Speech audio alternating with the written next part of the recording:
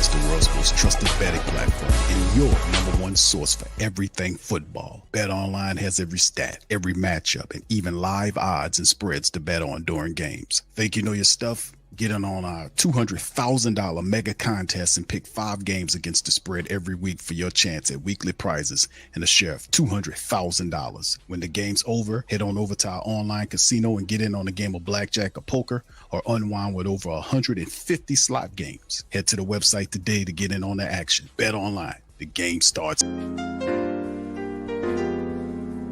Yeah. Boogie like Benson, I'm a who that. I'm a who that. Long as I'm living, I'm a who that. Lose or winning, I'm a who that. Sports Coma, yeah, this is where we do that. Where we do that, where we do that, where we do that, where we do that, where we do that, huh? Boogie like Benson, I'm a who that. I'm a who that. Sports Coma, this is where we do that. Where we do that. Welcome, welcome, welcome. Somebody please better help. Running this thing like Elf. I thank God every day I'm not a felt. Go to YouTube Live with Big Q and the guys. If you ain't ride or die, the bandwagon get flipped. Been marching in, that was way for the ring. I was yelling out your shame for the championship. Bucking on Tampa, duck down. Falcons, pluck, get shut down. Panthers ain't much touchdown. The vision really belong to us now. So much hate on the Saints, you could probably tell. Ever since Bounty Gate hit the NFL, when things seem fishy, then you probably smell the crooked referees on Roger Goodell. Yeah, probably like this, and I'm a who that. Every day I'm living, I'm a who that. Lose or winning, I'm a who that. It's the Sports Coma, this is where we do that. Where we do that, where we do that, where we do that, where we do that, where we do that. Boogie like this, and I'm a who that. It's the Sports Coma, this is where we do that. You're listening to the Sports Coma with Big Q and the guys on the PRO Media Network.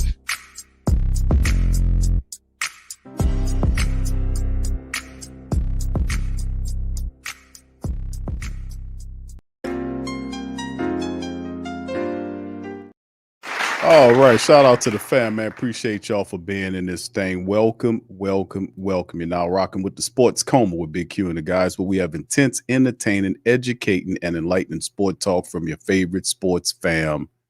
How y'all doing, man? Shout out to the fam. Almost through another week, fam.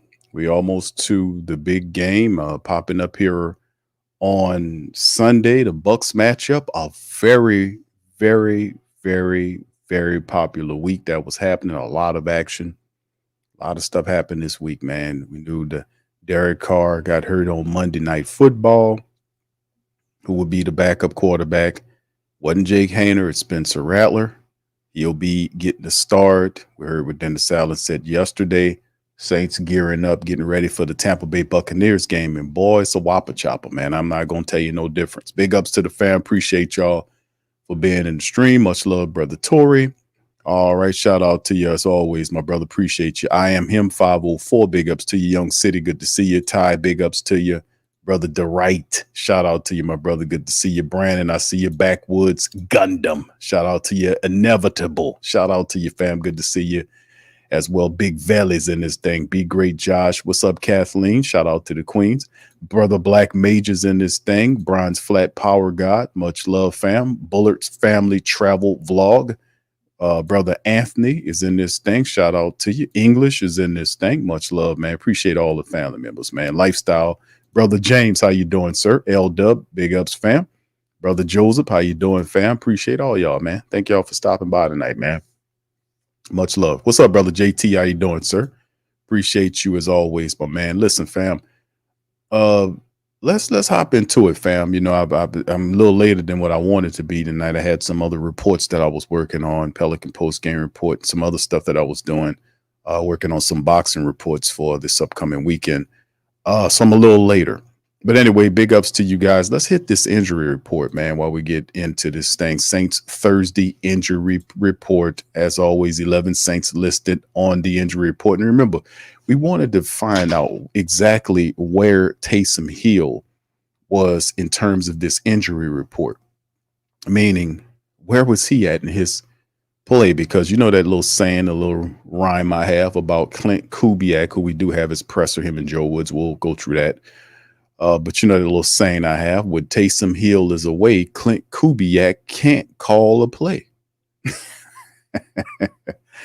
All right, so 11 Saints listed on Thursday's injury report. Yeah, all right, week 6 against the Buccaneers. Tight end Taysom Hill rib injury was DNP'd yesterday and is DNP'd today. That's not good. Guard Cesar Ruiz was also DNP'd with a knee issue. Peyton Turner was limited in action with his knee, so that's a positive. Elvin Kamara gave him a little rest on Wednesday, but was limited. We know what he's dealing with. Derek Carr, of course, won't play this week and is listed as a week-to-week situation. You know, based on the Saints winning this game, you know, if the Saints beat the Buccaneers, you know, we'll see what happened there. Lucas Patrick was shut down. He had a chest issue. He was DNP'd again.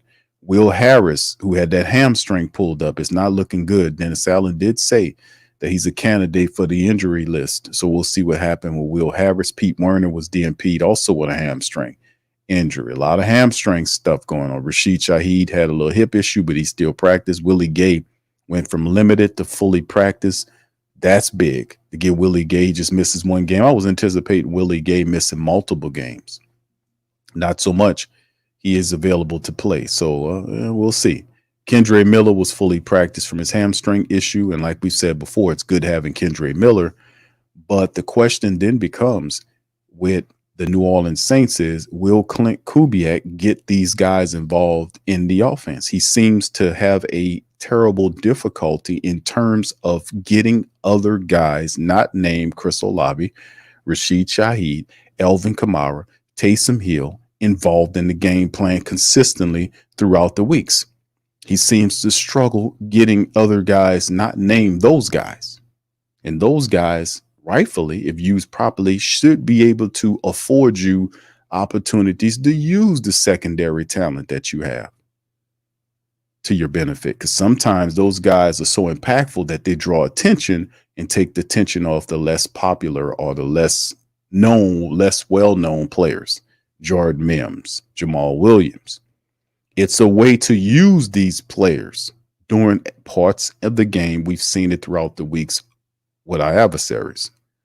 Our adversaries did use their players in the correct manner against the Saints defense. So anyway, we'll see. It's a long process.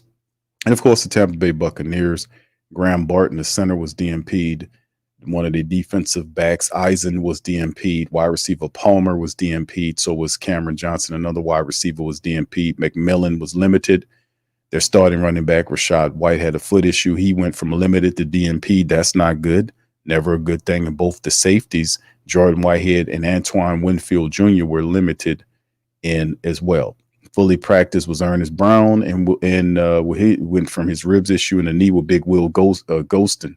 He was shut down. Luke Gadecki, concussion, fully practiced at the tackle. And Kalaja Cansey, who's a problem, is fully practiced from his calf issue. So the Tampa Bay Buccaneers, you know, dealing with the storm stuff that happened. Shout out to and prayers up to the Florida family members. I was looking at pictures and images of this storm.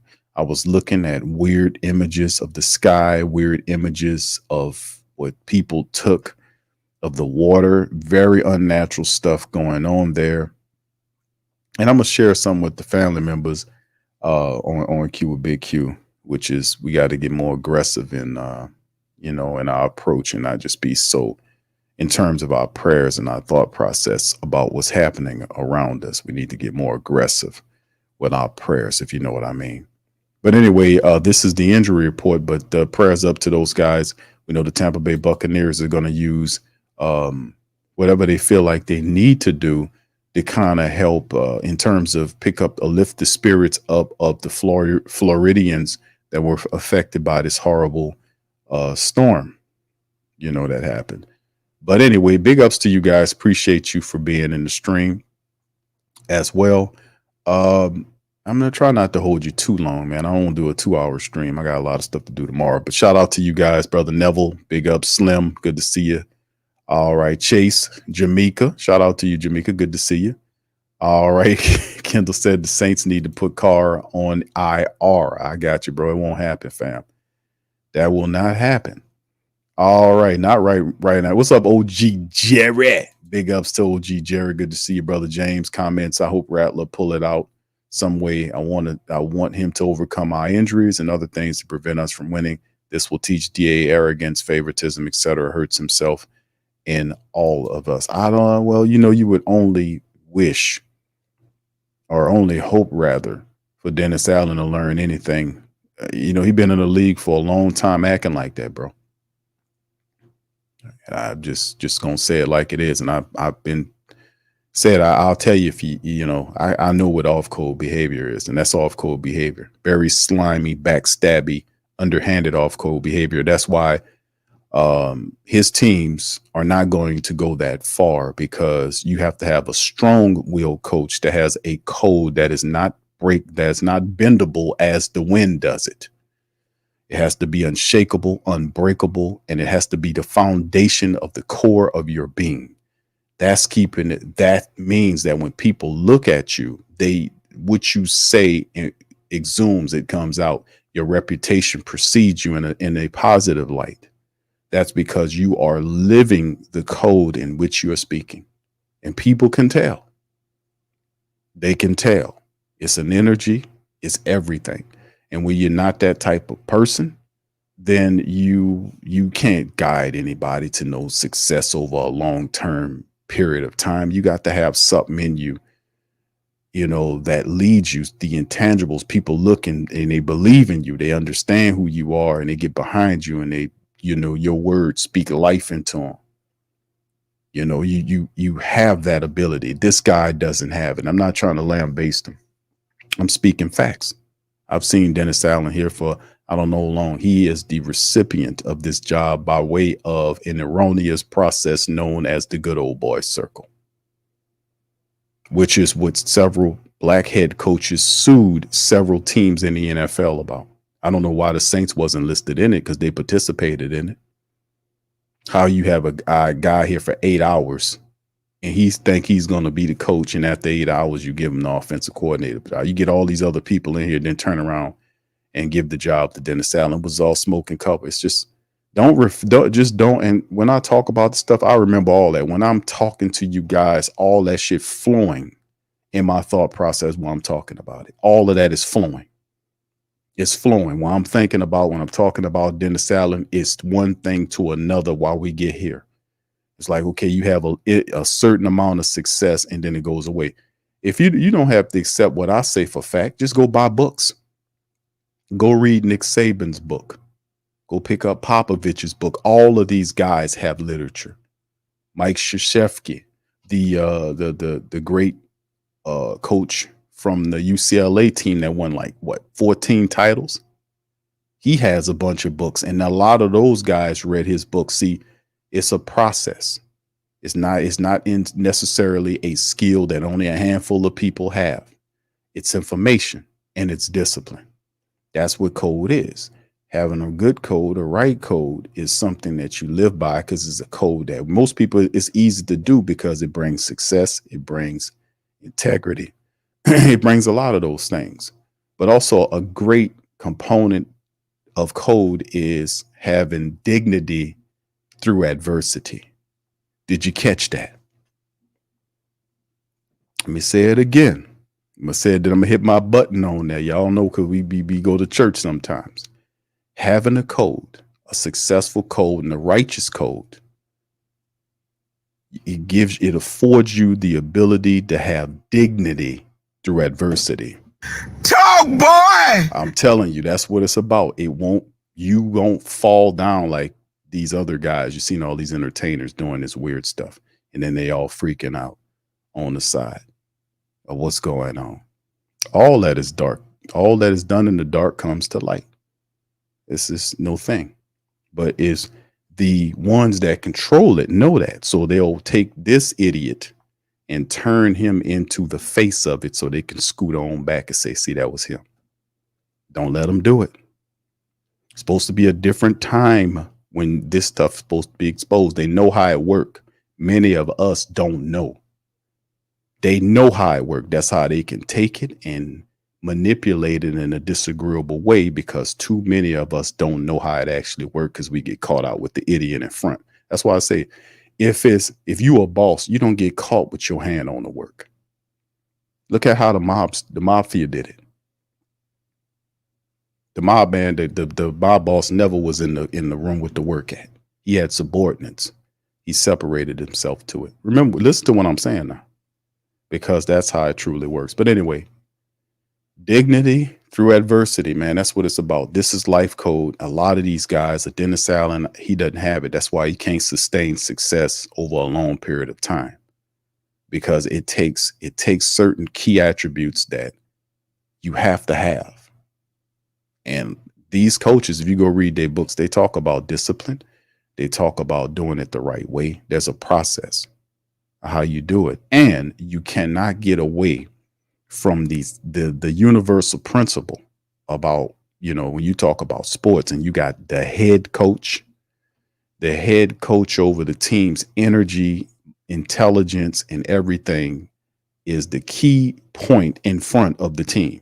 So if you got a coach like Sean Payton, a lot of years, Sean Payton's teams mimics Coach Payton's philosophy, his style. They were aggressive. They were good because that was Coach Payton's energy. He knew what he was doing. You see a team that's up and down and all around. That is literally the embodiment of your head coach. Inconsistent, up and down. And the team mimics the ideology and the energy of its head, just like you do. Your body ain't going places your head don't tell it to do it. It's not going to get up and walk outside into traffic if you don't want it to do it. It's just not going to happen. So that's a principle that I understand very well, man. If we're going to have success here, the head has to be right. The head has to be on code. And we see at times, how you do that to a rookie quarterback? You bench him. But this is the crazy part about it, and people get it, but watch what happened when Derek Carr comes back. Spencer Rattler going to turn into the emergency quarterback again. See, he tried to do it and see how it turned on him. And I told you all about that before it even played out. I said, fam, he going to do this, he going to do that. What I was wrong on was I didn't think that he would ride. I say, you forced to ride with Hainer now. He didn't do it. He's like, okay, because he knows that he can't afford it. That rookie gives him a better chance to win than the second-year quarterback that he says is the second-string quarterback. That rookie. So we'll see, man. Brother Marvin says Kubiak better pick up the passing offense. It's crazy. No wide receiver screens, nothing, bro. We talked about this on Patreon. Thank you. You're fuck too kind. Thank you, bro. Appreciate you for the super chat on that, man. It's quite an ordeal, right? All right, let's move on to the next article, man. Look what I found for y'all, man. Let's go over this article right here. You want answers? Here we go. Denver Post. Broncos new practice squad wide receiver A.T. Perry explains why it was, quote, kind of a shock to be waived by the Saints. Perry was drafted in the 6th round out of Wake Forest in 2023. This is A.T. Perry's words from Denver. A.T. Perry hasn't been active for a game yet this year for New Orleans. Still, he was surprised last week, Friday, when the Saints waived him from the 53-man roster. Quote, it was kind of confusing for me, the wide receiver said Thursday after his second day of practice as a member of the Broncos practice squad. Quote, just wanting to play in that offense. Derek Carr was throwing the ball around, and I wanted to be a part of that. Unfortunately, I wasn't. I was on the active roster, but inactive on game days. Each week, they said it was my hand. Quote, it was kind of a shock that I was released just for them to bring another old lineman in, end quote. The Saints signed veteran center Connor McGovern and wanted Perry back on their practice squad, but Denver reached out to his agent quickly after Perry cleared waivers and provided an alternative. Come to the Broncos and start fresh. I just wanted to take my talent somewhere else I can get on the field and have an opportunity to play. I'm just glad to be here, meeting the staff and the players. It's real. It feels real genuine and real around here. I love that. So anyway, this was the A.T. Perry told the Denver press about him. How about that? He said it was his hand.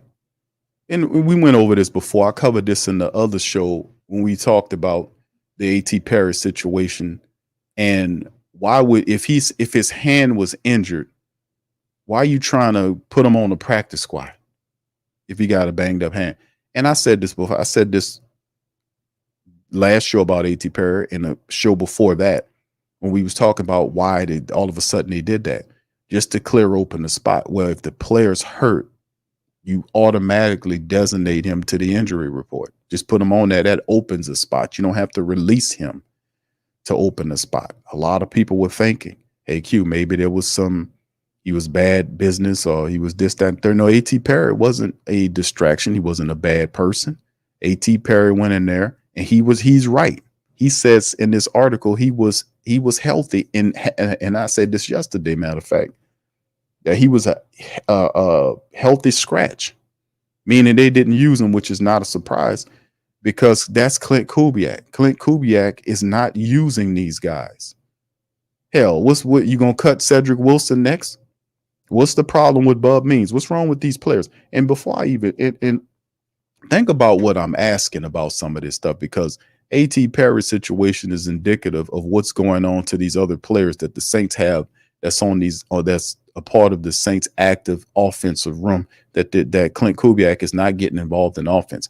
These guys can't stick a gun to his ribs and say, hey, look, you about to catch this fire. You about to get all of this goddamn in a minute if you don't put me on that field. They can't do that. He has to be able to say, okay, listen, you're tall, you're 6'4", you got 4'3", something, whatever, speedy, quick. We need to put you in the red zone. We could use you, blah, blah, blah, blah, and all this kind of stuff for plays. You know, okay, A.T. Perry missed a few things in practice with all this kind of stuff, but it's up to the coach to get these guys in the game. Jordan Mims, and remember, they picked these guys to be active members of the offensive room. They picked them. I didn't pick them. They had a whole training camp. They had OTAs, training camp. They had all of that. They had all of that. And they decided, hey, this guy's going to make my active roster. This guy's going to make my active roster. This guy's going to make my active roster. This guy's going to make my. And then when they're getting in there, they inactive scratches. He don't get them involved in the offense. And I'm sitting here looking at this dude saying, hey, bro, what's wrong with you? What's the matter here? What's wrong with your mind in your head where you keep doing the same thing over and over again, trying to get a different result? This offense don't resemble nothing what it used to, regardless of and I said this before, regardless if you're dealing with injuries to your offensive line or not, you still can't lose your identity. You still have to be able to do the type of plays that gave you the success you need. The Saints offense looked really bland. It looks bland. It is totally devoid of the pre-snap double motion plays that we've seen that confuses the defense. It is totally different. The last 3 games, watching it, is awful looking. And a lot of times you watch the film, you got these sorry offensive linemen, and I know it's a drop-off in talent, but these guys, it's different if a guy is just swimming past you or throwing your big ass on the ground. It's different when the offensive lineman, you snap the ball and the offensive lineman don't even know who to block. They don't know where to be. And if you're going to run certain plays, those guys have been practicing all week. They have to know those plays. And it's amazing, man. Some kind of way they're going to have to figure this out, man. But anyway, I just wanted to share y'all what A.T. Perry was saying, that they told him it was his hand. But it couldn't have been his hand because the Denver Broncos picked him up and put him on their damn team. So he wasn't, how hurt was he really? So, I mean, and once again, like I said, this is like a situation where he wanted to play and he turned him down he wants an opportunity because he felt like he got snited. And this is par for the course when you got an off-code coach that do dumb off-code shit. He was beating around the bush with Kendre Miller about cutting him, and ultimately he did it to A.T. Perry. And you can really use A.T. Perry. You can use a 6'4" wide receiver with 4.3, whatever it is. I know he got pretty good 4.3 time. for a 6'4" guy in the red zone, a size guy. Our offense right now could use that, use the size that he has. And then we got a veteran like Cedric Wilson. Cedric Wilson ain't doing nothing out there. He ain't even involved. So, I mean, I don't know what Clint Kubiak doing. We'll listen at him in a moment to see if he figured it out. Hopefully he do. All right, next, a look at Saints rookie quarterbacks, how they historically fared in their first start. Spencer Rattler will accomplish a rarity in Saints history on Sunday. Here's a look at how the franchise other rookies fared in their first start. Shout out to Brother Bob Rose and the Saints News Network, Brother Kyle T. Mosley, John Hendricks, Brother Ross. The Saints quarterback Derek Carr reportedly missed multiple games because of an oblique injury suffered in Monday night's loss to the Chiefs. The severity was determined by an MRI to the quarterback on Tuesday morning. Carr has completed over 70% of his throws for 989 and 8 touchdowns, 4 picks through 5 games. He's missed only 2 regular season starts because of an injury in all of his 11-year career. Saints come into week 6 ranked 17th in total offense, 4th in points scored, 21st in passing production. They'll now face the Tampa Bay Buccaneers this Sunday with a new start at the quarterback behind the offensive line that has also been decimated by injuries. So as you can see, the Saints numbers, the lofty numbers that they exhibited in weeks 1 and weeks 2 are starting to fall down to the offense of what the team is actually performing as. We're not really having the gaudy stats and doing the same things. Definitely, right? Saints have 2 quarterbacks remaining on the roster. Mr. Jake Haener, 4th-round pick in 2023 NFL draft from Fresno State, played out the team's final drive for the Chiefs' absence. He's only taken 21 regular season snaps and attempted 8 passes in his brief career. Spencer Rattler is a rookie 5th-round choice who has yet to take a regular season NFL snap. After Wednesday practice, Dennis Allen officially named Spencer the starter for Sunday's game against the Bucs. Haener had been Carr's backup in the first 5 contests, while Rattler was designated as the emergency quarterback. With Rattler starting, he becomes a rarity in the history of the franchise. Now in their 58th year of existence, the Saints have only started 6 rookie quarterbacks in their entire history. Here's a look at how all 6 have fared.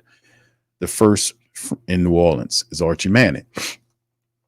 Coming out of Mississippi, Saints made Manning the 2nd overall pick in 71 behind Jim Plunkett. Incredibly, Manning remains the only quarterback drafted by the Saints in the 1st or 2nd round in the 58-year history. That is absolutely amazing. Since 71, the Saints haven't taken a quarterback in the 1st or 2nd round. Think about that. Not surprising, Manning was immediately started as a rookie. His first game was at home in Tulane Stadium against the Rams, despite suffering 7 sacks, a microcosm for his career. Manning and the Saints held a 17-6 lead going into the 4th quarter. 2 Ram touchdowns put the Saints behind by 3 late in the game. However, the rookie quarterback drove his team into scoring position in the waning moments. A 1-yard touchdown run by Manning in the final minute gave the Saints a surprising 24-20 victory. The rookie quarterback completed 16-29 for 218 and a touchdown and an interception while adding 14 yards and a game-winning score on the ground. Larry, and this is going way back, Larry Sepa from 74, 15th round choice out of Michigan in 74. He started 11 games for the Saints in 74, but missed the last 2 of the season. He saw limited action early in the year before getting starts when Manning was sidelined. His first career start was home against the Cardinals. It wasn't a pretty game, but the Saints upset the eventual NFC East champions 14-0. He completed 7 of 17 for 93 yards without a touchdown or an interception. He would just have just 1 start for 1 more game for the Saints in 75 season finale. New Orleans traded him to Tampa, but he never played another game. In 8 games and 3 starts for the Saints, he completed 37% of his throws for 424, 1 touchdown, and 1 on the ground and 3 picks. Dave Wilson, a lot of people remember old Dave Wilson from back in the day.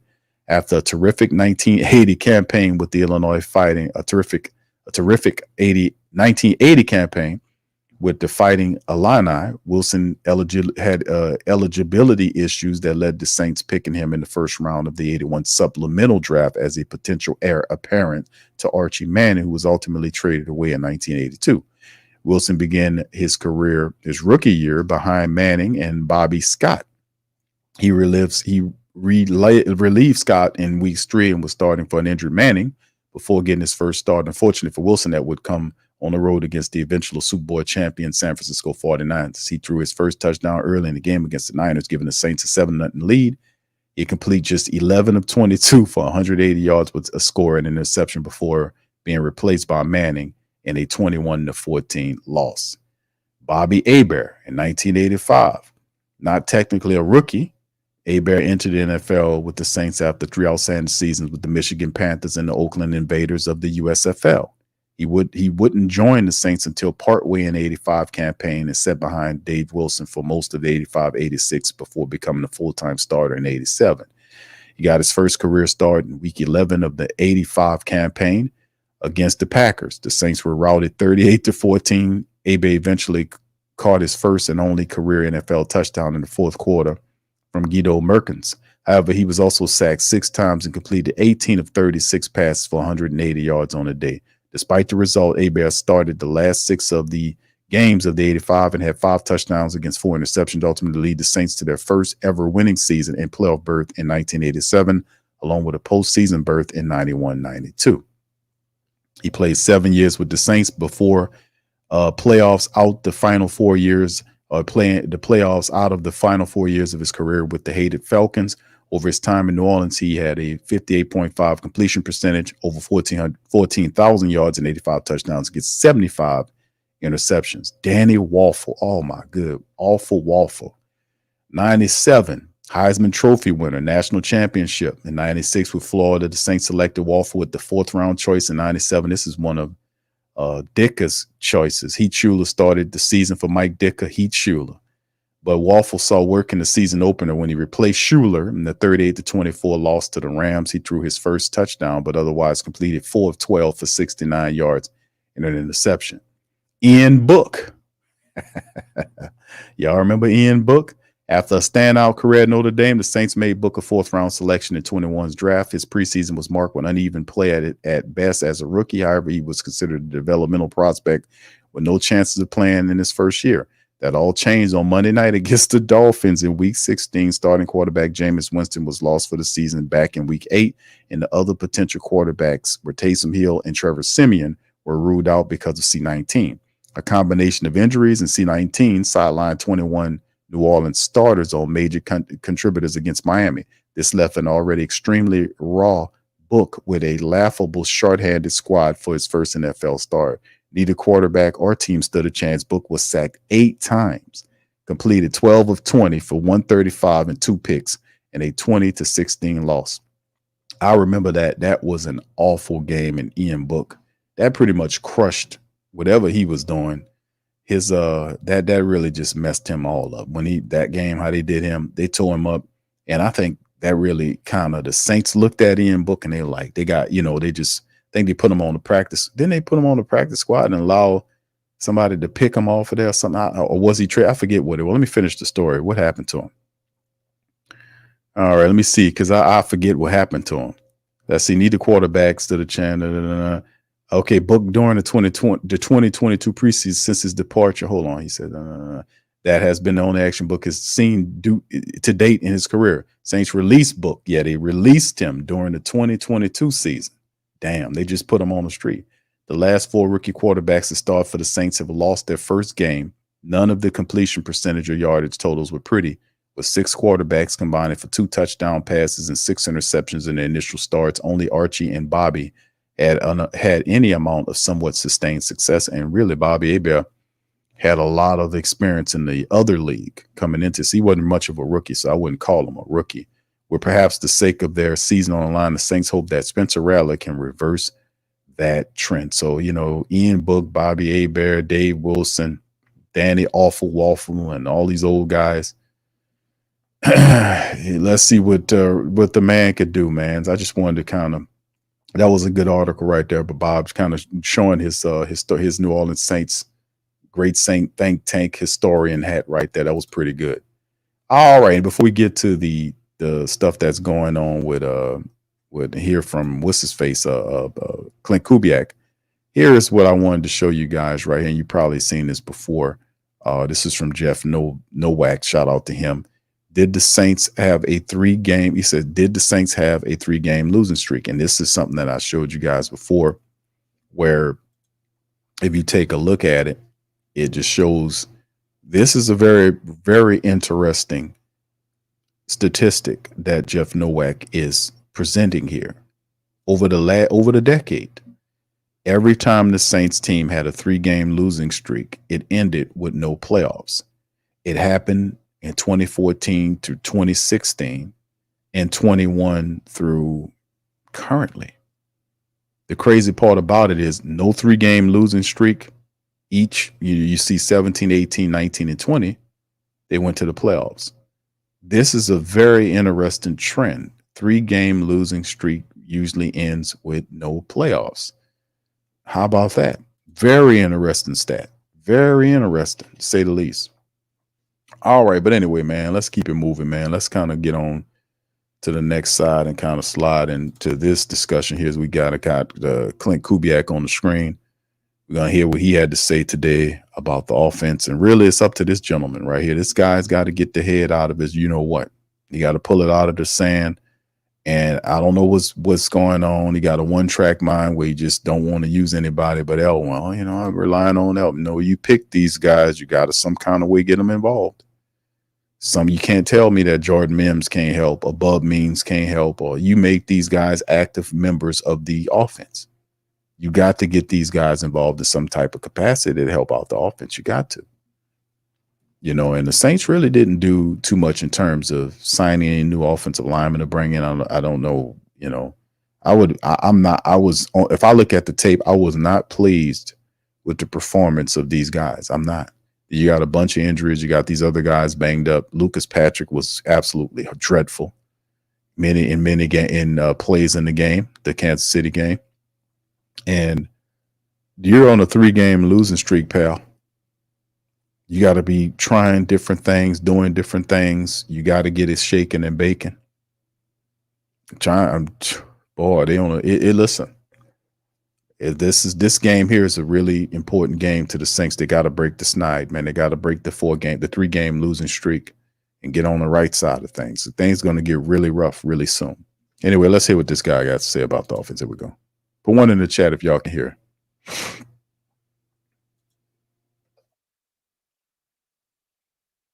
A little bit about what went into the decision with Spencer and starting with Steve and that led to that. Yeah, just discussions with coach and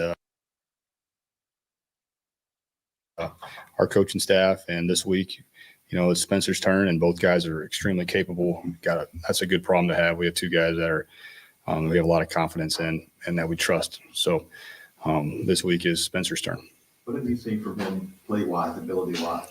Yeah, I think since he came here in training camp, you know, he showed his ability on, you know, why, you know, he was a highly touted guy coming out. But I think something about him that stands out is his humility and his work ethic. And he's a really good teammate. I think his teammates have a lot of respect for him. How would you describe what his strengths are, like what he does best? What would you say? Proprioception, just feeling the pocket around him, just feeling all 5 eligibles, things you can't coach. The fact that he begins preseason, a lot of speed to great, not to be catapults and becomes a starter in a situation. How has he done to show or grow with that manager get an opportunity? Yeah, well, I mean, truth be told, since training camp ended, there's very little opportunity for those guys. You know, they have to make their hay on scout team, and they have to grind in the meeting room. And I would say both of them have been tremendous in that area, and they've made the most of their limited opportunities there. That pocket skills is something guys have. It's not coachable, or you can coach everything. You know, you try to coach everything, and I think that is a strength of his. Yeah. Clint, with a young quarterback like this going, I mean, you kind of streamline what you're giving him for this game. Yeah, try to pare things down for him. The great thing about him and Jake both is they're very intelligent guys that have, you know, they've really grinded through these first 4 weeks of staying involved in the game plan, staying really heavily involved. And Coach Dinoco does a phenomenal job of getting with them early and late. And so I don't feel like we're having to dumb it down for him at all. I think he's fully capable of handling full game plan. Was there a difference between Is that right? Is that right? Oh, okay. That's pretty promising then. All right. Okay. who you wanted for backup, like game day backup versus actually preparing for a game? Like, was there a reason Jake was technically QB2? I think there was a lot of discussion that went into it, and I would just leave it to DA. I think There's been an ongoing discussion, a weekly thing, and I know DA has been very transparent with those guys throughout that it was going to be a week-to-week thing, and it still is. How do you think Spencer's mobility is going to open up the development of the offense? We'll wait and see. He's got to go play the game, and we'll just let his natural ability take over. We'll find out together. What did you make of the way in college that Spencer was able to deal with kind of, get different offensive lines last year, just kind of the ins and outs of not predictability?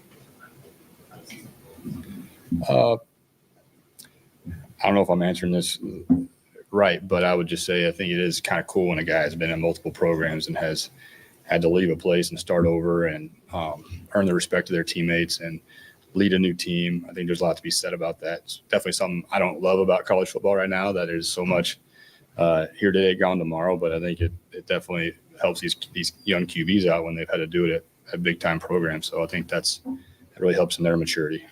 Yeah, he's had 42 college starts and that, something that you see that experience watching him practice and stuff? Yeah, definitely. I think there's a level of maturity there. You have to when you're on multiple rosters, you got to make new friends. Relate to a lot of different teammates, and you can tell that he's just comfortable in his own skin and comfortable talking to the guys and communicating, and just being one of the guys. I think he's got a really cool personality. Him and Jake both. Those guys are. When you're a quarterback, you got to be able to relate to the whole team, and you got to have a little moxie to you, and you got to have confidence. And Derek Carr, Spencer Rattler, and Jake Haener all have that. Is that something you ever have to kind of sit down and kind of talk about, or is it all football? If you do, I think you're in trouble. If you do something, you got to, hey man, I need you to be excited today and relate to your teammates, and and I'm being serious because you've been being around enough guys. It's just like me asking you, hey, to change your personality. Guys have a certain personality to lead and to be the front man of an organization. That's a real tough quality to have. Not everybody has. So I think it's something that God gives you. Your mom and dad help develop it, and then you develop it through college football, and so that's why all three of our guys have that. Obviously, a lot of other people have final say on draft choices, but was Spencer someone that you and your staff identified as someone you guys really liked in that process? Well, it all started with Jeff Ireland and Mickey Loomis, and our college scouts do such a great job, and we all work together, but we follow their lead. I think they do a great job, and I really enjoyed our draft process. Such a professional group, and whether it was Spencer or Talley or Bub Means, just really impressive group of college scouts that do their homework. How long will the leadership you Spencer based on well for him? Yeah, that's not something that I'm really worried about. I think we're worried about giving him success, and that's not something I want him to be worried about either. I want him to go play the game, and if you're worried about your leash and when you're coming out, if you make a mistake, I think you're going to be in trouble. And again, that's something that I think if you make it to this level and you're playing quarterback at this level, you're probably not worried about that because you just got to have a little swag and you go play and bad stuff happens and go to the next down. Same with us as an offense. Lose some games, who cares? Nobody. We got to go to the next play, go to the next game, and we get a chance to do it. 2 games in a couple days here, which is great therapy. So I'm looking forward to those 2. He's got it. He's got some swag, man. He's got a natural easiness about him. He's comfortable in his own skin, and that could be said about Jake Haener. He's got some swag too. You guys been out to training camp, see him lead some of those 2-minute drives and see how fired up he gets, ripping touchdowns. So really cool part of those 2 guys' personality. Did you know, when did you first notice Spencer's swag? Was that something in the draft process that he comes out, or how did it start? I don't want to overplay the swag thing. It's like it's a nice thing to have, but at the end of the day, are you producing? And you could have my wet blanket personality, and it's about producing. Yeah, those guys got to produce, no matter if they, no matter what their personality is. Clint, For a rookie quarterback making his first start going up against this particular defensive play caller that likes to put a lot of blitzes, what are the kind of challenges? Oh yeah, I think you gotta definitely expect them to be aggressive. They've got to play the Washington QB as a rookie. They got to play Bo Nix. So you got to see them play a couple rookies already, and they're such a good defense and talented and aggressive. And we're gonna have our work cut out for us. I know Spencer will, but he's not going at it alone. It's a team deal. How much can a run game help him with quarterback his first game? Yeah, absolutely. Yeah, can help them a lot. Get the run game going, and that's whether it's a rookie or a veteran. But as you know, as happened last week in KC, if it's not there, you got to better find a way to change it up real quick and get it going through the air. So a lot of different ways to win a game, and we got to be ready to run it, throw it, do it all. Looking back at last week, what would you say was the challenge for the run game? Yeah, well, it's just one of those days where,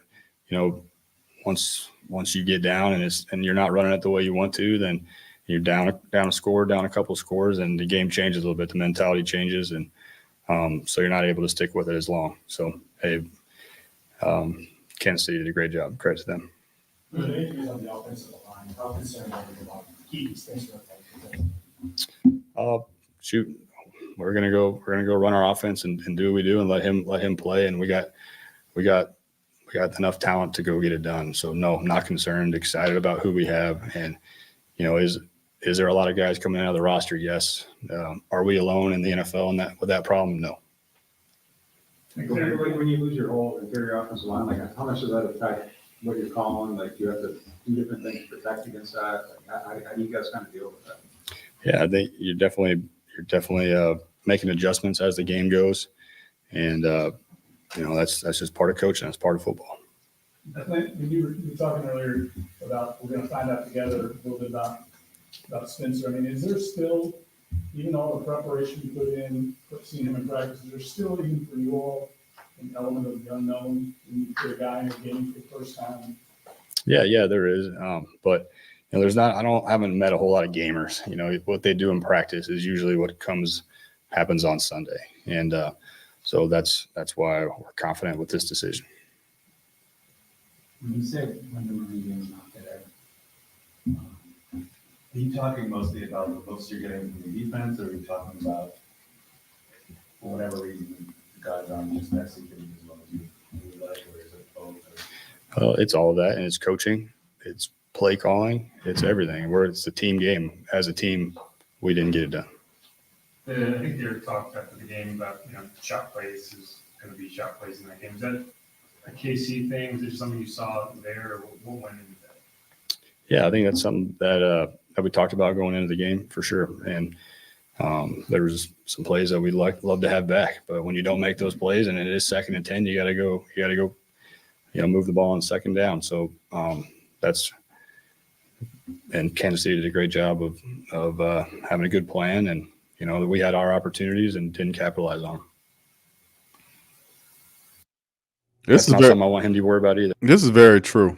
I mean, what Clint Kubiak is saying, man, is not is he's the Spencer Rattler thing is an interesting dynamic insofar as Spencer Rattler was a quarterback that Clint Kubiak wanted. That was his call. So he made the comment, I think he can handle the full weight of the playbook. And I'm like, okay.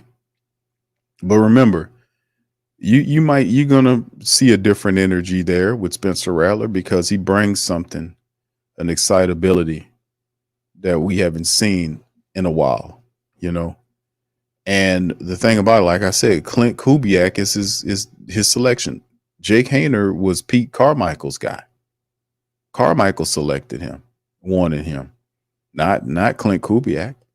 And Clint Kubiak is not Derek Carr's guy. You know what I mean? He wanted Spencer Rattler. So, because he liked his skill set, and perhaps we'll see some things there, with him having the guy he selected, he wanted. So Dennis Allen made the choice to grab this guy because usually the comparison, if you look at it last year, it's not often we see the Saints taking quarterbacks in back-to-back years. The correlation is you had two different coordinators. Carmichael liked Jake Haener. They selected him. New coordinator, Clint Kubiak, liked Spencer. They selected him. Spencer is a guy that Clint Kubiak prefers at quarterback. So we'll see what that looks like on Sunday. And like I said, I don't think it's a game where it's going to be an exciting game. The only thing is, like he was alluding to it, it's like, man, you got to have a running attack to balance the team. If not, you're going to put all the pressure on his shoulders and make it more difficult than what it needs to be. And of course, he was right. There is nobody boo-hooing over the fact that the Saints have injuries. Everybody's dealing with injuries right now. It appears that we might be getting the short end of the stick, but ultimately it's still very early on. We have a lot of injuries, yes, but the season don't stop because of the injuries. You still have to win. And you know, both the Falcons are sitting and the Bucs are 1-2 in the division. You don't want to give the Buccaneers a win here, because if they get the win, Falcons play the Panthers. That can easily turn into 4-2, and the Saints could be 2-4 on a 3 or 4 game slide, which is no good. So this is a very important win, and they got to turn it around, man. The only thing is, I really do hope that he try to get as many guys involved in the offense than what we've been seeing over the last couple of weeks. Mason Tipton has to redeem himself. The Saints, obviously, Clint Kubiak favors Mason Tipton. Mason Tipton had a very not so good game. Let's just say it like that. He missed the ball. He didn't drop anything. The ball went through his arms, right through his arms, over his shoulder. It was a difficult catch, but if you're a pro and you expect to have a long career in the NFL, you got to make that catch. Mason is a rookie, just like Spencer is. So they're going to have that. So I'm going to be watching Mason Tipton to see how he rebounds from that non-catch that he had. So anyway, man, that's the big talking point right there, is offense, man, with Spencer Rattler. A change at the QB position could spark the offense. They're going to be some y'all know it's going to be a lot of rollout plays. You know that, because he'll have to shrink the field for Spencer. And Spencer's good at that because he's accurate on the run, which presents an issue, especially if he is able to, when the pocket, I don't know if it'll open up, but when he gets an opportunity to scramble, perhaps he can do something with it to the point where the Tampa Bay Buccaneers will have to keep somebody around him, so that it'll free open some more ability to attack the field. So a lot of things, man, to go over. So we'll see. Clint Kubiak has Spencer Rattler, man. Let's see what kind of magic they can work, because we really counting on the rookie. We need to get this win, man. We don't need to go 0-4 over the last 4 games, and then you got Denver on a short week. That is not going to be good. So anyway, let's kind of move on. I'll kind of come to the family members with questions. We're going to listen to a little bit of Joe Woods, not everything from Joe Woods, because, I think Coach Woods is a good dude, man, but his defense, man, is kind of, having some issues stopping the run, man. We are, and then last game, like I said, some breakdowns, but 40 minutes on the field, man, that's not good. Let's hear from Coach Woods, fam. Here we go. How he's fitting in the run game. This last game, he had some missed tackles. Got to clean that up, obviously, but he's still playing fast, competing. What's the Paulson Adebo, who, of course, right now is being looked at because of the defensive pass experience penalties. Yeah. You talked before about having to kind of manage what you're going to get out of all that. Has anything changed in terms of the way that you look at that? Or No, you used to always look at the technique. I think the positives from the game, he got the penalty, but that's the fastest dude in the history of the NFL. And that's what I told him, the history of the NFL. And he's running stride for stride. So, his technique at the line was good. Just got to finish down the field better. But I think when you can stay with the guy with that caliber of speed, I think that's confidence for him. It's just clean up his play at the top of the route, his finishes. it was kind of the main difference between the Bucs offensive scheme from last year to this year? You know what? You see some carryover. And the thing in this league is, a lot of offenses was, you want to say Shanahan tree with all those guys. It's like everybody comes from that scheme. And you always say in the NFL, it's a copycat league. So if there's good plays on tape, people copy them, and run them. So you see a lot of similarities in terms of what they're doing from last year to this year. I'm sure it's stuff that Baker feels comfortable doing as well. Yeah, Coach is right, because we talk about this all the time here, man. We talked about how the Kansas City Chiefs, man, their system, what they were running, was basically the same plays the Saints were running in weeks 1 and 2. I mean, the exact same plays, which I was befuddled by why the defense was so confused by those plays when they were practicing against some of those plays in practice. So it has those concepts become so alien and foreign to the Saints defense that were practice against said plays against the Kansas City Chiefs, where they didn't know what was going on. They hadn't seen it in practice for so long, they might have forgotten it. I don't know. That was kind of weird, though, but that's a good point. It seemed like, at least looking at some of the analytic, percentages and things like that, could be true, could be not, but it seemed like there was a lot of a heavier zone focus on defense this past week. Do you agree with that? And if so, like, what was the thinking behind it? Yeah, there were specific things that we were trying to do, game plan wise, just to create some confusion for them. I think it worked at times. Didn't work enough, but I think it worked at times. And I told the guys, we just, from a coaching standpoint, from a player standpoint, we just didn't execute at a high enough level. And that's what happens when you play good teams. They did some things we didn't expect, we had to adjust to. But I showed the guys, said we had this many missed tackles, we had this many mental errors, we had this many explosives. And I put up our fourth quarter at 16-13. So if we eliminate half of those, right, and we play better, it's a different game. So that's our focus, is just executing whatever we run. It's about us more than it is about them. How would you describe Mike Evans and what he's done well, what his biggest plus is, and just how impressive is it that a guy can do it at his level for as long as he's been able to do it? Yeah, I mean, he's a big, physical receiver that plays angry at times, but he's been doing it for a long time. I've coached against him several times. He's just a handful because a lot of times you don't play against receivers that play like defenders. And he has that mentality when he plays, but he's great in terms of the 50-50 catches down the field, his catch radius, his ability to run routes, his speed. They're moving around to get him the ball in certain spots where you can't put your hands on them. But like I said, he's been playing at a high level for a long time. So, we already know what the battle is, so we just got to go and play our best ball. Do you do things Just put Ladder Daddy on him, man. That usually works. different against him than against other guys? Like, is there a Mike Evans plan? Maybe. No, for sure. You play elite receivers, you got to have something for them. Whether you're rolling the coverage or whether you're putting something in to try to take them away. So, and that's what we do against most guys. But he's definitely got our attention. No disrespect, man. I'm more concerned about Chris Godwin than I am about Mike Evans. The Saints historically, especially when Marshawn Lattimore's there, do a pretty good job of neutralizing Mike Evans. And Mike Evans is not a bum or a slouch. It's just that he is what we do. We have the key to locking him down. And Chris Godwin's more of the dude I'll be looking more concerned about, to be honest with you, man. I'll be kind of looking at Chris Godwin. Red zone defense is so good right now. That's my area. So I want to say I'm doing a good job in terms of the presentations. No, but I think the guys, I think down there we don't do a whole bunch. And I think when you have confidence, you're doing the same thing over and over again. And then just the way DA sets up practice in terms of our meetings, exposing the guys to the routes, in terms of the walkthroughs, we get an extra red zone period like today.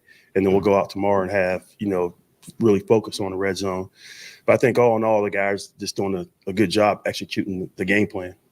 25% though is kind of an insane number. Yeah, I really don't look at stats that much. I know that we're pretty good because we get them down there, but it really comes down to guys that's doing their job. And I think we're making it harder on the quarterback because we have enough mix where he doesn't know exactly what it is. And with rush and coverage working together, we're playing well down there. Just to kind of go back what Coach Woods was saying earlier about, how the Saints were playing and all the stuff they were giving up, and it was a close lead. I think he said 16-13, something like that. If you go back and watch the tape, the Chiefs Pat Mahomes left a lot of plays on the field. He really did. And I was showing them in the Patreon special today. I mean, Tuesday rather. I was showing them like, fam, listen to this. Look at this. Look at that. And it wasn't the prime Chiefs, which that's what I was saying. The Saints should have beaten the Kansas City Chiefs. If they execute, if they do what we're supposed to do, we win the game. Now, a lot of the positives defensively is they did keep it close. They did take a field goal or a touchdown off the board when they got the interception late. They do calcify, as I call it. They get there and they calcify around the goal line, in the red zone there, and they do a pretty decent job there. But at the end of the day, like I said, man, we have to get better interiorly, like against the run and them running on you and stuff like that. And the Saints were looking at a defensive tackle. He got signed by the Raiders a couple of days ago. They were looking at this guy, and I think he got signed today by the Raiders. So they obviously looking, hey, man, we need to do something about this interior right here. We need to do something. They traded for Ridgeway.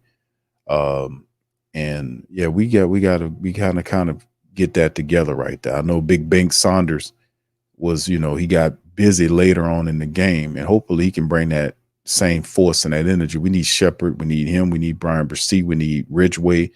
We need, I don't think Christian Boyd played in the last game, but we need our big guys inside to kind of stuff up the run, man, a little bit better here.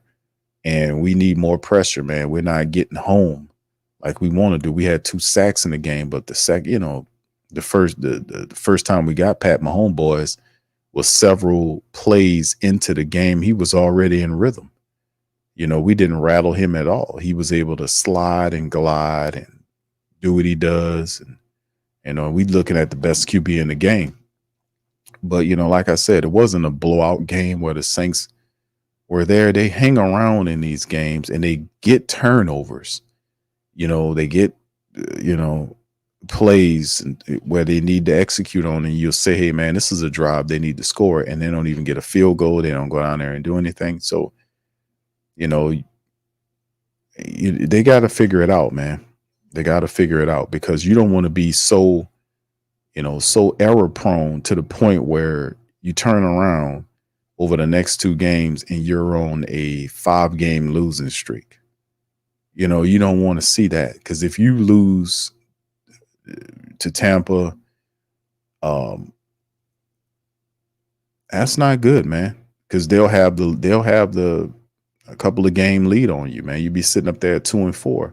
And then, like I said, losing these games like this and you start separating from losses and wins, like you having 2 wins and all this kind of stuff headed in the wrong direction, that stuff mounts and builds, especially on Dennis Allen. The pressure is going to mount and build even sturdier and heavier, because this is the year, this is the 3rd year where the pressure's on for him to turn this, to get the team into the playoffs.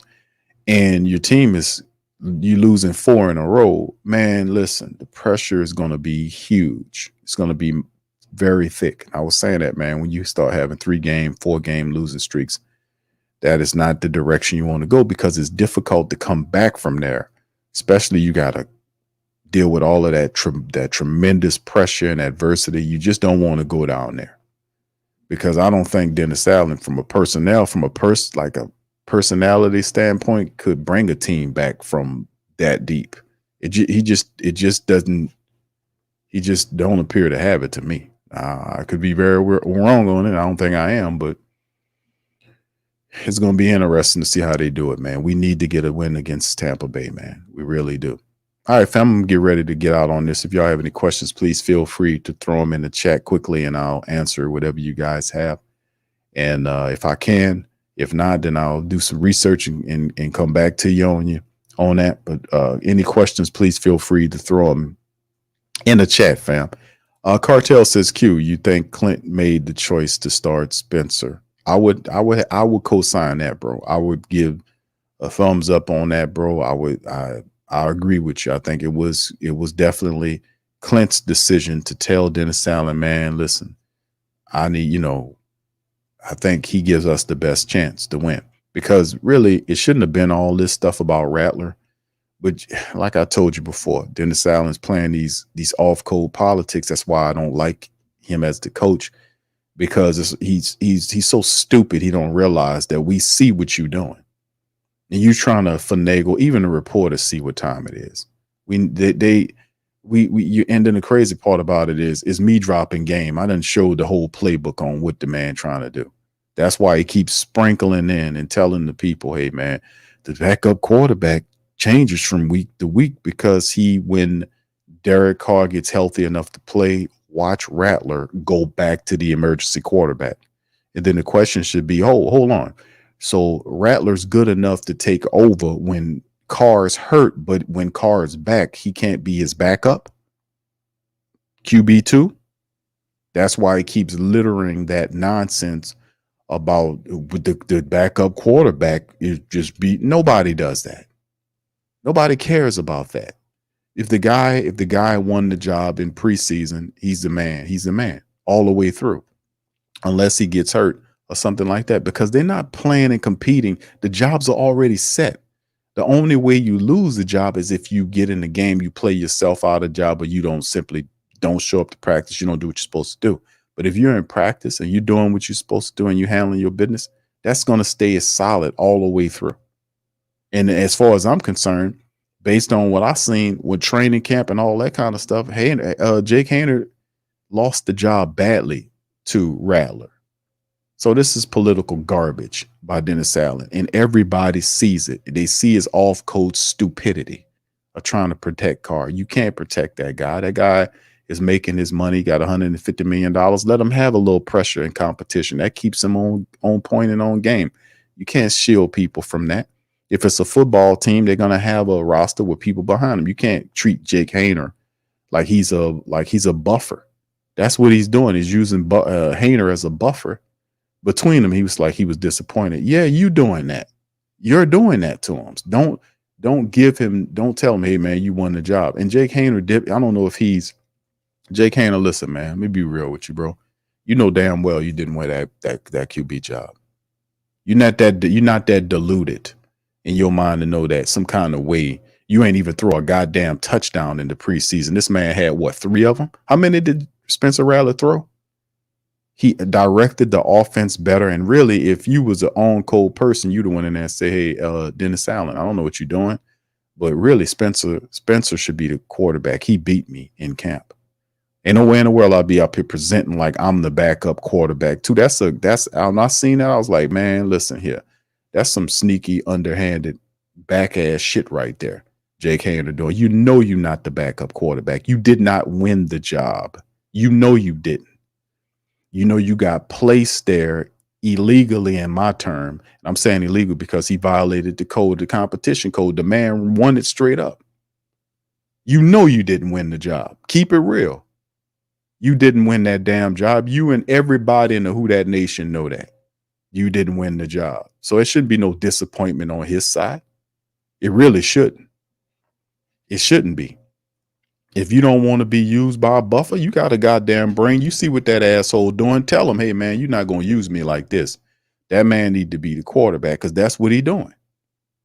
I'm telling y'all, man, that's why guys like this. That's why I was saying about the team has talent and people misinterpreted when I'm saying the team has Super Bowl talent. But in order to take the talent to get to the Super Bowl, it take a coach to be able to do that, and not just knowledge of a goddamn defense or this, that, and the third. It's principles and fundamentals as a person you have to get there. And this guy would play tricks and games on a rookie quarterback. Just like that is petty. It's just deceitful and it's underhanded. And there's no wonder why Dennis Allen is a loser as a head coach, because he's off code and people see that. If I can see it, I know them players see that, man.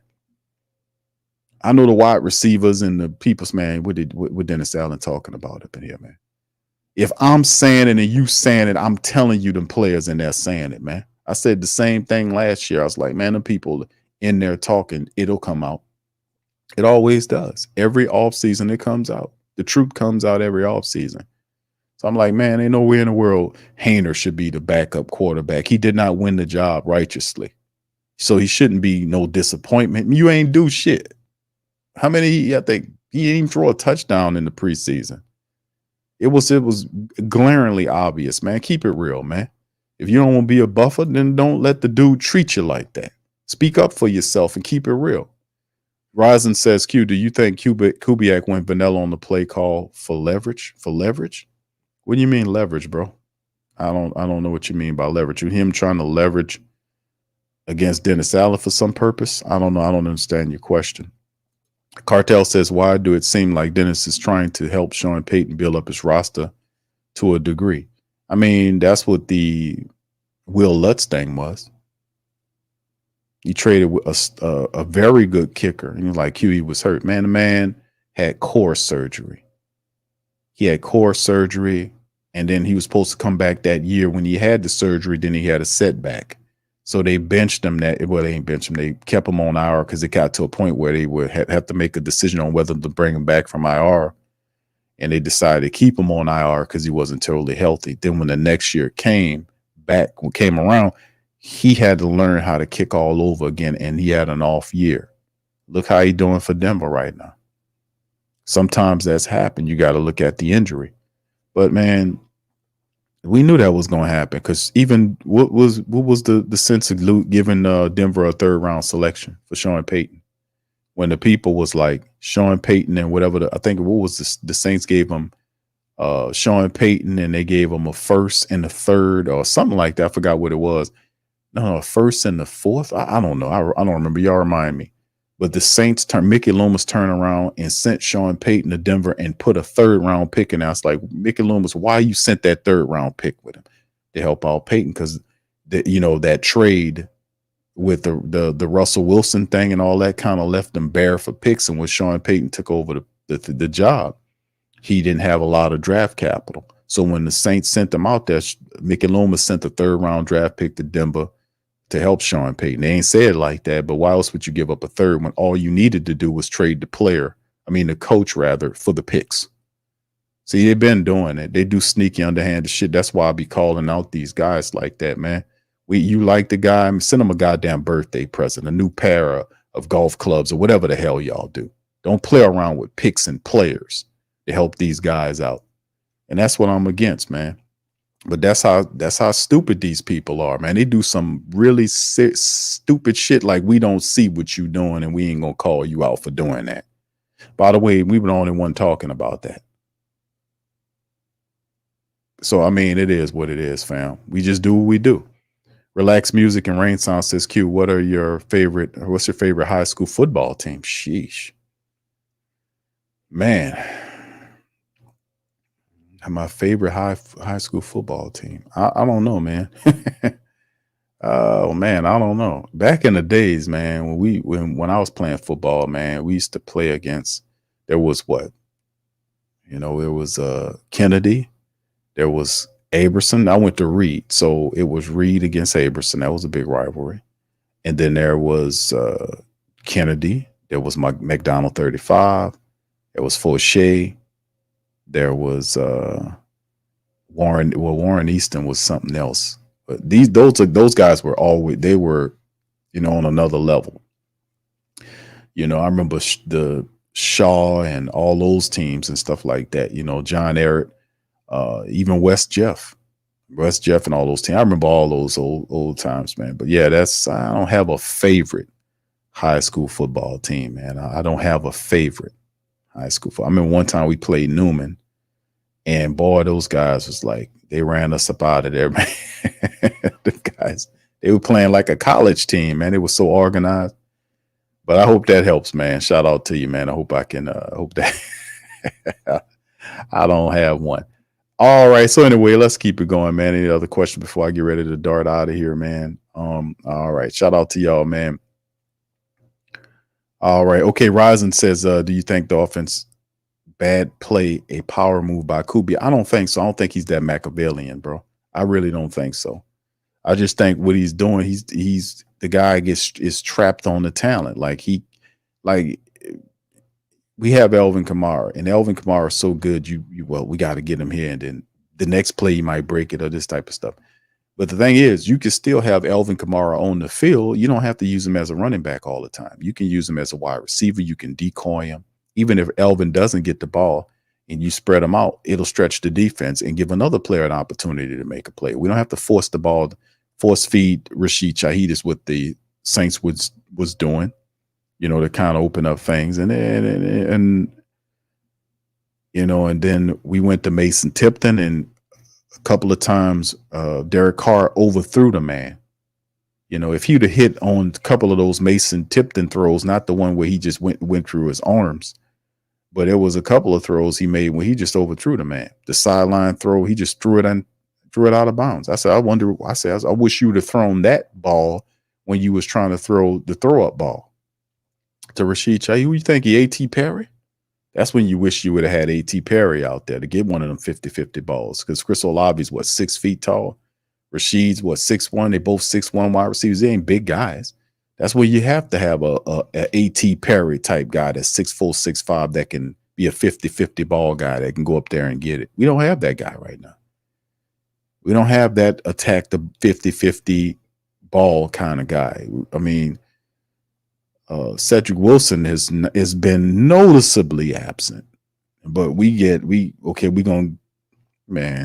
none of that make. I don't think he's that Machiavellian, bro, to be honest with you. I just think he just suck right now. You got to figure it out.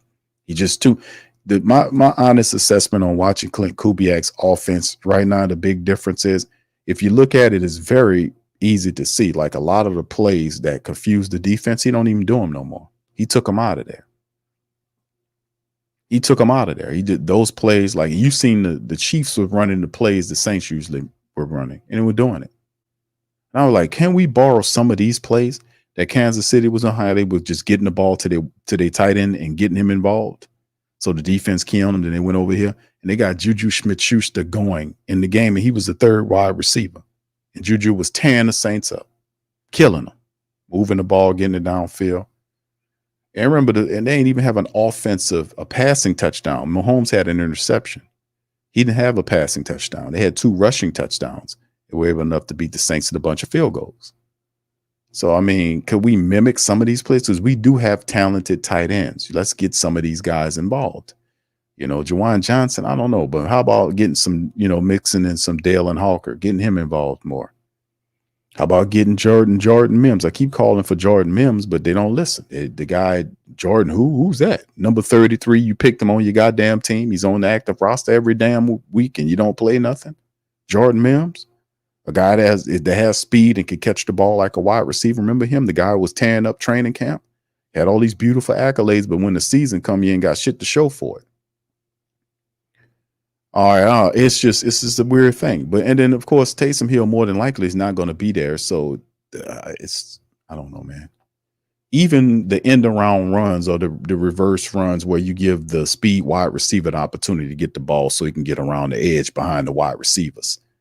It's crazy. Like, if you give Rashid Shaheed, he was doing that in games 1 and 2, getting Rashid Shaheed involved in that running attack. None of that's happening the last several games. None of that. Totally just went away with it. What you're doing is not working, bro. That's the bottom line. Is also, it's not just the injury standpoint, fam. Remember what I said when the first 2 games was happening? I said, fam, listen, the rest of the league hadn't caught up with the Saints yet. I said that. I said the test will be when they do catch up. How do you adjust and adapt? Remember that? Put one in the chat if you remember that. And they adapted pretty well. It's the Saints didn't show too many new successful wrinkles. Maybe they did 1 or 2 things here or there, but none of the successful stuff that counts that teams sit up and take notice. So now you got a pound of injuries, a ton of injuries going on with offensive line talent, and there is no violins playing for you right now. Well, yeah, there are violins playing for you, or boo-hoo, because everybody got it going on. Everybody got injuries. You still have to run the ball. You still have to figure a way to get it done. If not, you're going to be fired. He probably will stay on if they fire Dennis. That'd probably be a show for a later date. If they fire Dennis Allen, who takes over the team, it ain't gonna be Clint Kubiak. I promise you that. It ain't gonna be him. It'll be either to me, it'll be Joe Woods or it'll be Rick Dennison. That's what I'm probably looking at. Joe Woods or Rick Dennison. I don't think it'll be Clint Kubiak. He's still got a lot of work to do. to get there. Mark says, do you think Kubiak's going to dial up plays that Rattler likes? Absolutely. Do you think that he's going to continue dialing up plays for Carr? He has to. That's a part of the job of him getting going. But Kubiak and Rattler, he's going to do some stuff. Like, remember, it's like the fit. Like, Kubiak came here, Carr is the starting quarterback. You got to work with him.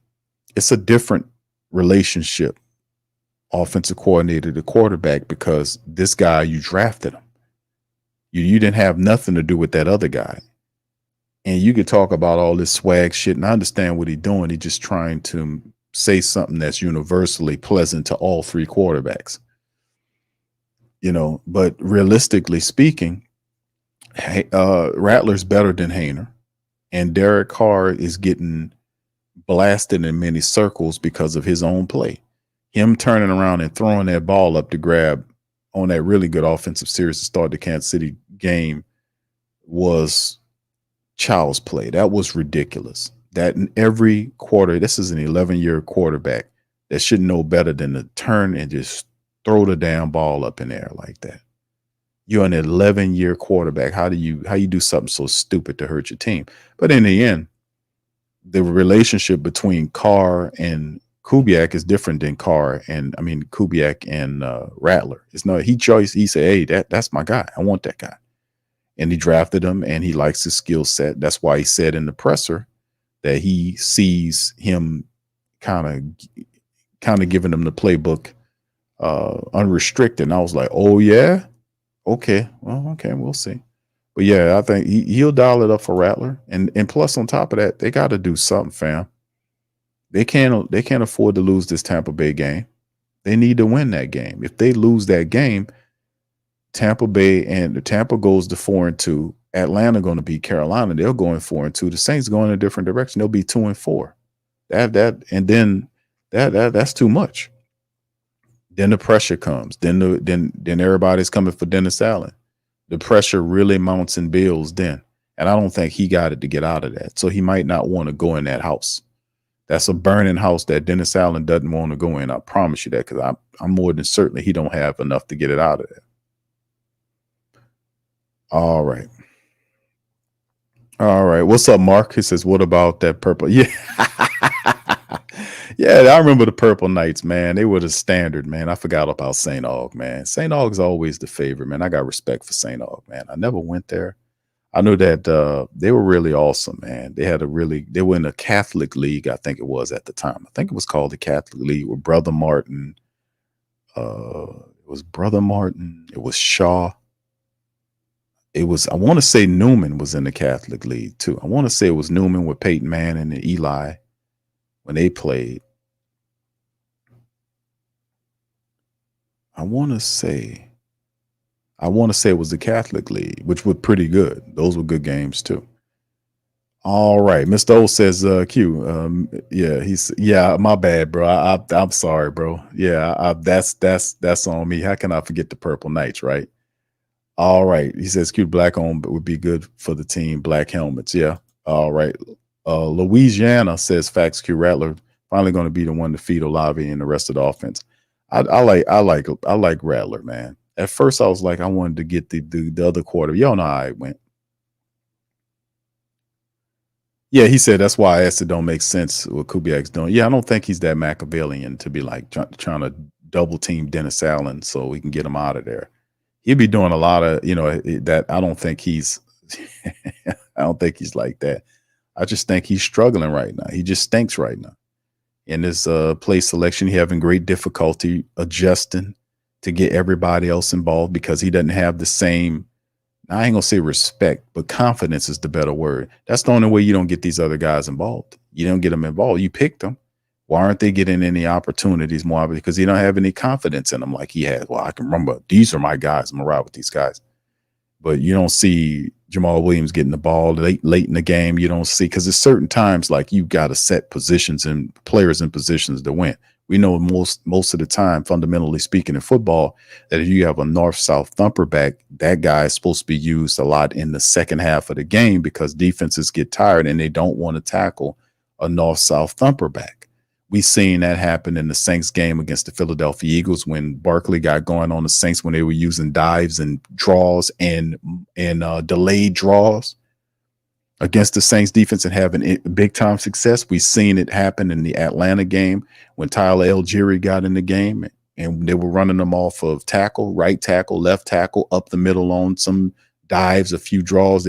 And it was really Tyler Algieri putting in the work. Bijan Robinson wasn't really doing like that. It was Tyler. Tyler was brutalizing the Saints. And then you seen it happen in the Chiefs matchup. You know, their running back got involved with dives and delayed draws and draw plays. The same stuff because they studying the film saying the Saints defense is susceptible. But credit to the Saints, bend but don't break type of situation. But the offense at times is not doing, they're not capitalizing on short fields. They're not doing the things needed to get on the opposite side of the field. And even sometimes we don't even get an opportunity in position to kick field goals. You know, we ain't even getting in position to get 3 here or there. You know, we'll get to their side of the field right around that 40, 45 yard line. And then we'll stall out there and have to punt the ball. So we're not even getting that stuff. We have to change some stuff around. I ain't gonna lie about it. Yeah, you ain't lying, brother. It's getting kind of. Let me play that one, man. That's right.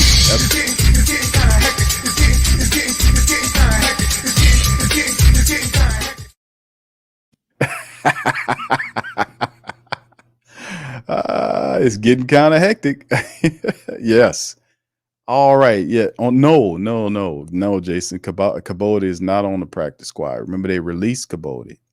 They released him.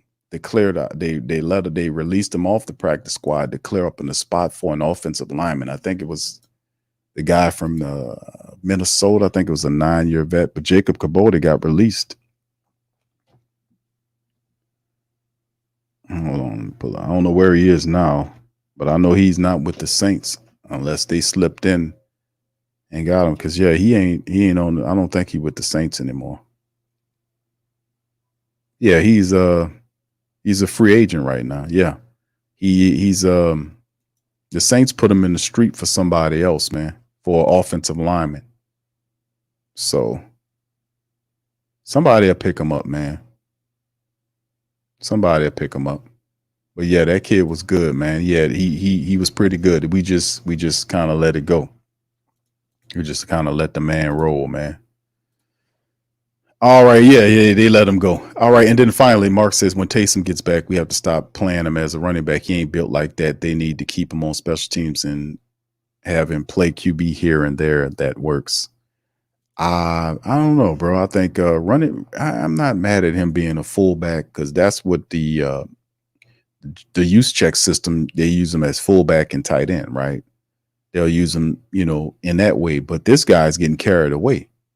Like he allowed Taysom's skill set to make him lazy, where he doesn't want to use other players involved. Like having Taysom out there to do this and then bringing another player in there only helps the other player, because if you have Taysom and Elvin in the game, Chris Olave and Rashid Shaheed, they're looking at those guys. They're not paying attention to Jamal Williams or Jordan Mims. They're not paying attention to them, and that's what you hit them with, the tight end, whatever. They're paying attention to those guys, and rightfully so.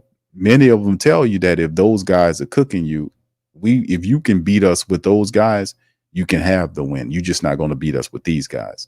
They'll tell you that, because you can't game plan for everybody. So that's what I'm seeing, man. So yeah, this dude gets lazy in his play calling. And it's like, dude, the three losses, it was just, you know, you're looking at the tape, and I don't know how you study tape, but you got to be upset. If you're the offensive line coach, you got to be pissed off. You got to be pissed off with how these backup linemen look on tape. Because even if you're not the fastest dude or whatever, I don't expect you to be McCoy or something like that. But I expect you to do your job. I expect you to block the guy in front of you and not stand there and let the man run around you to hit your quarterback. You know, and that's what I'm saying. Like, when you see these guys are not where you thought they were level wise, it's time to go find some other guys, man. We need to go find some veterans. We got to go find some people, and we got to bring them in here, because if you're in dire straits right now, you got to find linemen that can block, at least run block. And that's the thing. It's like, okay, pass block. No, listen, I'm not worried about pass block right now. I just need guys that can block, that can run block, because I got to run the ball. I got to run the ball to tire out their defense. I got to run the ball to control the clock. I got to run the ball to set up my play action. I got to run the ball, because if I'm running the ball, I'm going to make you compromise your playbook, because if I'm running the ball and eating up clock, my defense is fresh, which means that they can put pressure on the court. All that changes. And the Saints was supposed to, they tricked us, kind of deceived us a bit, because they were supposed to use a running back committee approach that involved Elvin, Jamal, Taysom, Kendre Miller, or Jordan Mims. They were supposed to have 3 or 4 running backs in the room that they were supposed to use, because we knew going into season football-wise that Derek Carr did not know enough of Kubiak's offense yet to be relied upon to win games. So whatever you're going to do, you're going to have to use the power of the running room to be able to move the football to set up the play action, because you ain't shit without the play action. The Saints you've seen plays where the Saints don't set up the play action because they're not scared of them running the football, right? And then they hit you with the play action. As soon as Carr turn around, they got 2 guys in his face. Play action, it doesn't work that way. You got to run the ball and create the running attack and make the run a threat to the defense. And then when they start getting down there, then you can go over the top. Like a lot of times we be in violation because we're not running the ball effectively enough, but we're trying to go into play action. And they're like, man, what you doing? We're not fooling. That's not going to work. The play action actually works against you. It only works if you use it properly. So that's what I'm saying. We need to be able to get whatever the result is. We got to go find linemen that can actually run block. We just put, big road graders wherever you can go and find them at until we get our guys back. And by the way, once we get our guys back, we'll have those and our guys, which means our line will be better fortified against injury going into the season, because we only 5 weeks. What was it? 6 weeks in now? Well, how many games is it? 6 games now. So it's a long season. They have guys out there. The Saints just not doing it. The Saints are not going where they believe they have the right guys. Well, we'll see if they got the right mentality here, because it's a very tough mountain. The Tampa Bay Buccaneers is not a bullshit organization. They're not a bullshit team. This is a team that won a division 3 times in a row. They got Baker Mayfield's playing a good brand of ball. They got good wide receivers. Their defense is not what it used to be, but it's still a sturdy defense that can get after you. Kalaja Kansey ain't no joke. And the rest of those guys out there, they can still play. Antoine Winfield and Whitehead, those guys can play. So, they ain't no joke. Plus the fact that their home got tore up, they're going to be spiritually in this game. So it ain't going to be no walk in the park. So, man, listen, it's going to be tough. We need it. All right, anyway, man. What's up, Slave Mentality? Mark says exactly, Williams and Mims is who they should dial up for plays, for give them some reps. They need to keep it real like the sport. Hey, bro, listen, I just want to win, bro. And that's what I'm saying. Appreciate the compliment. I just want to win. I just want us to get everybody involved, because I realize that once you get everybody involved, the game changes, because the pressure's off the stars, and the stars, you can use them to draw attention, and other players can get involved. I know Jordan Mims can help the Saints offense. I know he can, because he has the proper skill set he can catch the ball out the backfield. He has good vision on the runs. And I ain't talking about running them in there on that saggy offensive line, but if you need people to get around or set up, he can help there. It's on Clint Kubiak, man. If he don't get this shit turned around, he going to put Dennis Allen on the street for us. He going to put him on the streets. All right. So anyway, man, I'm going to call that in there. But listen, man, I appreciate all y'all for chiming on the stream today, man. Much love to the fam. Appreciate y'all. We'll be back on the Friday stream, man. We'll do the Saints Bucs preview stream on Friday. Yeah, it might be Friday, or it'll be Friday. We'll do the Saints preview stream, Saints Bucs preview stream. We'll break the game down. We'll hit all of the statistics, the key matchups and things we need to pay attention to. We'll do all that tomorrow on our Friday stream. But man, it's going to be interesting, man, to see what happens with the Saints, man, coming up on Sunday, man. And man, we got to win. We need this win, fam. We need this victory. We can't be going four down, man. That's not the road you want to travel. We got to stay. We got to beat the Bucs. We got to stay within close to the Falcons. We spotted them this win. We got to stay close to them. And on top of that, man, we can't have the Falcons sitting up here talking about going to the Super Bowl in the New Orleans in the Caesars Superdome. We can't have that. You know, and that's what make me mad. Like, people don't get it, man. When you lose games to your hated rivals, that get your ass fired, man. That'll get you out of here, man. You losing games to your rivals, man, that'll get you out of here quick, man. You can't be losing to the Falcons, dog. And spotting them 14 points and like that'll get you gone, man. Can't be losing to no Falcons, bro. We got to fix this. All right, so anyway, with that being said, y'all do me a service, man. Hit the like button, hit the subscribe button. Feel free to share the show on social media feed. That always helps us out. If you're listening via X, give us a like and a retweet. That helps us out. And also shout out to our sponsors, man. Mint Mobile for good phone service for inexpensive prices. Check out Mint Mobile. Links in the description section. Teach Henley, that's men's skincare, man. Y'all feel free to check that out. Heavily endorsed by Reference Saint. Yeah, baby.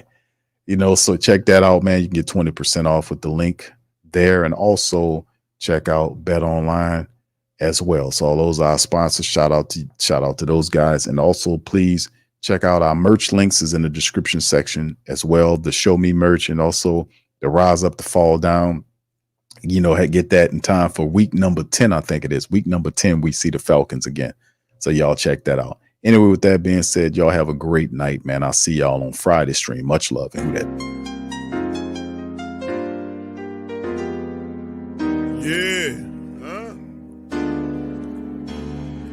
Boogie like Benson, I'm a who that. I'm a who that. Long as I'm living, I'm a who that. Lose or winning, I'm a who that. Sports Coma, yeah, this is where we do that. Where we do that, where we do that, where we do that, where we do that, where we do that. Boogie like Benson, I'm a who that. I'm a who that. Sports Coma, this is where we do that. Where we do that. Welcome, welcome, welcome. Somebody please better help. Running this thing like Elf. I thank God every day I'm not a Falcon. Go to YouTube Live with Big Q and the guys. If you ain't ride or die, the bandwagon get flipped. Been marching in, that was way for the ring. I was yelling out your shade for the championship. Bucking on Tampa, duck down. Falcons, pluck, get shut down. Panthers ain't much touchdown. The vision really belong to us now. So much hate on the Saints, you could probably tell. Ever since Bounty Gate hit the NFL, when things seem fishy and you probably smell the crooked referees or Roger Goodell. Probably like this and I'm a who that. Every day I'm living, I'm a who that. Lose or winning, I'm a who that. It's the Sports Coma, this is where we do that. Where we do that, where we do that, where we do that, where we do that, where we do that. Boogie like Benson, I'm a who that. It's the Sports Coma, this is where we do that. You're listening to the Sports Coma with Big Q and the guys on the PRO Media Network.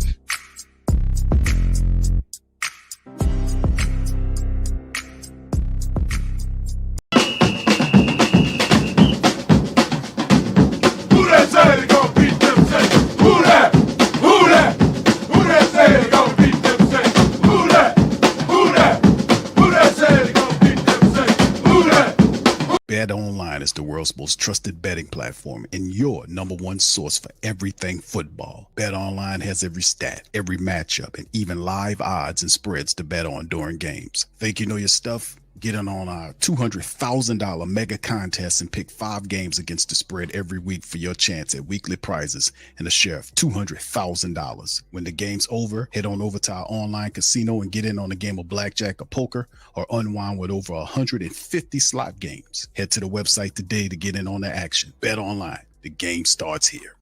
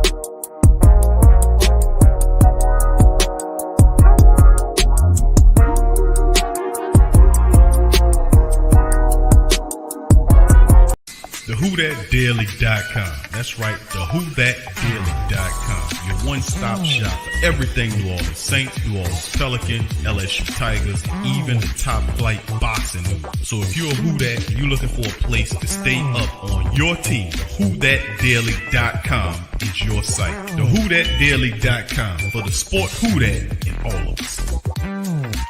That's right, the Pro Shop is the platform's store where you can go and buy all the latest merch to support the platform. Available at the Pro Shops, we have dozens of hundreds of products available for you and your family. Unisex tees for men and women, hoodies and sweatshirts, tank tops, kids and baby items, long sleeve tees, mugs, pillows, wall art, bath bedding, face masks, phone cases, stickers, bags, fanny packs, socks, hats, and many other items. Please feel free to check out the Pro Shops. The link is in the description section below. And remember, it helps the platform continue to grow. Check out the Pro Shop.